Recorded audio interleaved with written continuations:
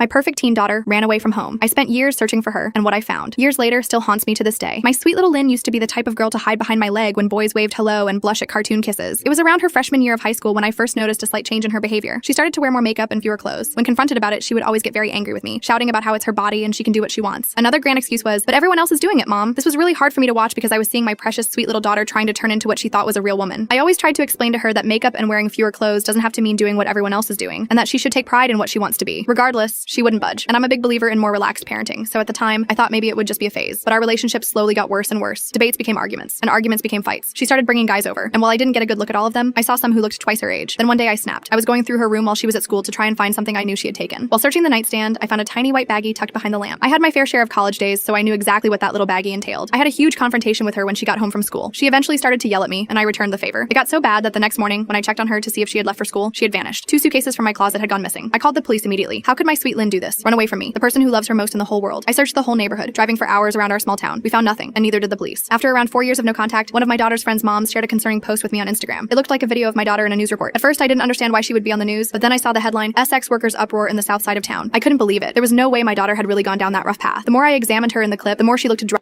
of her mind. Tears started instantly flowing from my eyes. Here I was, sitting in my bedroom, watching my daughter's life spiral out of control, and there was nothing I could do about it. The video was from Los Angeles, California, and I lived in a small town in Texas. After a few days of living with this news, I decided that it was only right to go and look for my daughter. I booked the next available flight to Los Angeles and made my way there in less than a couple of days. The next few weeks consisted of me getting in my rental car and searching all over the south side of town, just like the news report had said. I would pick a street, drive all the way down until it seemed to end, go over a block, and repeat. I knew the chances of me seeing her were slim, but I had no other choice at that point. I knew the police were really no help, so I didn't bother contacting them. One day, a miracle happened. I was driving down a desolate, rundown neighborhood when I saw what looked like my daughter's distinct features. I got closer, rolled down my window, and shouted her name. "Lynn!" She turned around instantly, and there she was, my beautiful baby girl. I got out of my car and ran to her. To my surprise, she started running toward me. "Mom! Mom!" she cried. We hugged each other like we never had before, tears rolling down each of our faces. It was truly a moment I'll never forget. She got into my car, and after about 10 minutes of hugging and crying, I took her to get food and sit down to talk. She still looked drugged out, and I could tell she was hurting. We were eating. I thought we would have a good conversation, catching up on things. Instead, she sat there with a dull look on her face the whole time, not really showing any emotion. I didn't know if this was the substances talking, but it really spooked me. I got her to talk a little near the end of dinner, but after we finished, I got into my car expecting her to follow. She didn't. She just stood there, staring at me. I asked her what she was doing. Didn't she want to come back with me and have a fresh start? She came closer and told me something that will haunt me for ages. I can't come, or they will find me and hurt me. That's where I drew the red line. I knew I had to get the police involved. I insisted on her coming with me, but she said they were watching and had already warned her without me noticing while we were eating. I told her to stay where she was and not to move as I called the police. While the phone was ringing, I noticed that she seemed to be looking off in the distance. She looked at something, then quickly turned back to me. She hugged me one last time and said, "I'm sorry, but I love you, Mom." Then she ran. She ran faster than I ever could. After that moment, I felt like I was drowning in my own sorrow. I now knew my daughter was in trouble, and I couldn't even protect her when she was right there in my possession. I felt like a failure as a mother, a failure as a protector, and a failure as a human. Seeing my own daughter's life spiral out of control has made me fall into my own pit of despair. I couldn't go back to Texas, not without Lynn. The thought of returning to our home, explaining to my family that I'd found Lynn only to lose her again, was unbearable. After Lynn ran, I sat frozen in my car, replaying everything and wondering where I'd failed. Calling the police led nowhere, and I couldn't face going home to her empty room. So I bounced between motels, drifting through unfamiliar streets and handing out flyers to anyone who'd listen. Nights were filled with regret. Maybe if I'd said I love you more and I'm disappointed less. Most days I just tried to keep moving, hoping every shelter worker's promise to call meant something. But the city made it easy to lose faith. Still, every morning I forced myself up and out because no matter how much hope faded, I wasn't ready to give up on my daughter. I started on Figueroa, posting flyers at bus stops and laundromats, working my way south. People moved around me in waves, some on their way to work, some already starting to drink. I'd catch eyes now and then, but mostly people didn't look. The ones who did seemed to know. Another missing girl, another desperate mother. I wondered how many faces they'd seen on these poles before. At a corner where a group of kids huddled around a broken shopping cart, I handed out a few flyers. One girl, barely 16 by my guess, with chipped nail polish and a glittering stud in her nose, looked at Lynn's photo for a long time. "She don't run with us," she said finally, shrugging, but I noticed the way her mouth twisted when she said it. She slipped the flyer into her jacket pocket anyway. Each day I added new stops. A soup kitchen on 7th, a drop-in center with battered couches and a sign-in sheet, a grimy park where men played cards for change. I learned to expect nothing and to see everything. Some people muttered prayers for me. Others avoided my eyes, afraid my grief was catching. At one shelter, a tired-looking social worker with a clipboard called me ma'am and let me use their phone. She scrolled through a database of missing teens, clicking through names with cold efficiency. "We see a lot of runaways," she said, her voice flat but not unkind. "Sometimes they come back, sometimes they don't." I wrote down addresses, phone numbers, dates, trying to piece together a trail. Every so often, a glimmer of hope. Someone thought they'd seen a girl like Lynn at a bus stop or working behind the counter at a donut shop. I'd drive there, heart pounding, scanning every face. Each time, it wasn't her. When the city grew too loud, I'd find myself staring at the sidewalk, reading the faded chalk lines and wishing for something to lead me forward. Sometimes I'd sit in the car and just breathe, letting the world move around me. I couldn't afford to break down. Not now. I started recognizing faces. The security guard who watched me tape flyers on the 7-Eleven window, the old woman with the shopping cart who camped by the freeway ramp. There was a strange comfort in their routine, a reminder that life moved on, even for those stuck in place. But I was moving too. Every block, every flyer, every "have you seen her?" kept the hope alive, no matter how faint it got. I told myself, as long as I kept searching, Lynn was still out there, still possible, still mine. I put off calling home as long as I could. It was easier to pretend Texas didn't exist. No house, no son, no bills piling up in the mailbox. As long as I kept moving, I could tell myself I was still being a mother, still fighting for Lynn. But eventually the guilt built up so thick I couldn't breathe through it. I bought a calling card at the gas station. My cell phone was nearly dead again, and the last time I I'd used it for a long-distance call. It cut out halfway through Joshua's sentence. This time, I wanted no excuses. The phone rang 3 times before my son answered. His voice was lower than I remembered. Older, hardened, carrying something sharp I'd never heard in it before. "Deborah?" he said. Not Mom. The word dropped like a stone in my chest. "Hi, honey. I just wanted to check in," I said, forcing a lightness I didn't feel. He was quiet. "Are you still in California?" I nodded, then realized he couldn't see me. "Yes, I'm still